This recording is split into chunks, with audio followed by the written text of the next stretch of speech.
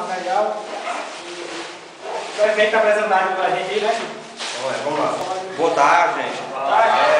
Vendo a necessidade do nosso município, a deficiência do esporte na nossa cidade, o que nós estamos passando, a falta de alegria com os jovens adolescentes, pensando no futuro desses jovens adolescentes, até mesmo os mastros, né? Quem sabe esse pessoal que trabalhou, que jogou e que quer dar continuidade ao esporte, que gosta, como o Edivaldo, que sempre ficou um atleta, mas que sempre deu continuidade, dando assistência a esses novos jovens.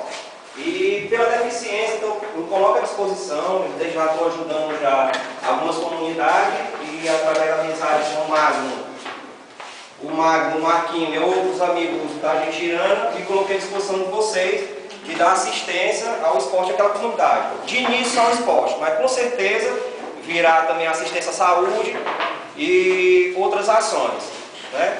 A minha maior alegria é ver na cara de cada um de vocês, né, a felicidade de jogar e de levar o nome de Araguaiá para os demais municípios. Pois essas são minhas palavras e espero também com vocês o apoio para a gente progredir, né, nesse projeto, que é o esporte e a saúde de Araguaiá.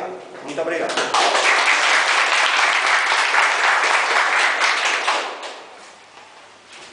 Eu vim para aí falar uma coisinha, porque o nosso time estava...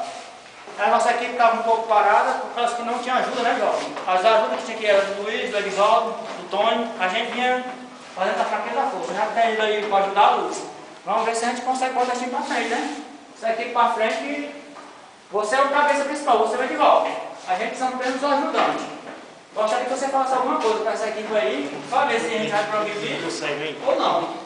Tô certo, Mário? Porque o time de tradição tem que... Ó, primeiro de tudo tem que começar com os jogadores, né?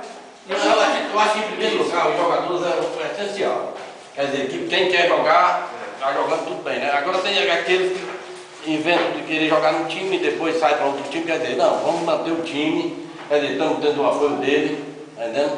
Apoio do Átila, que está ajudando muito. Quer dizer, está tendo o apoio de todo mundo, né?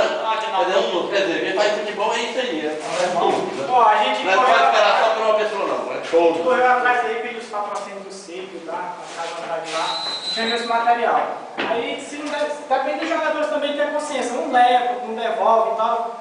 É. Bagunça daqui a gente não tem material para jogar no tempo.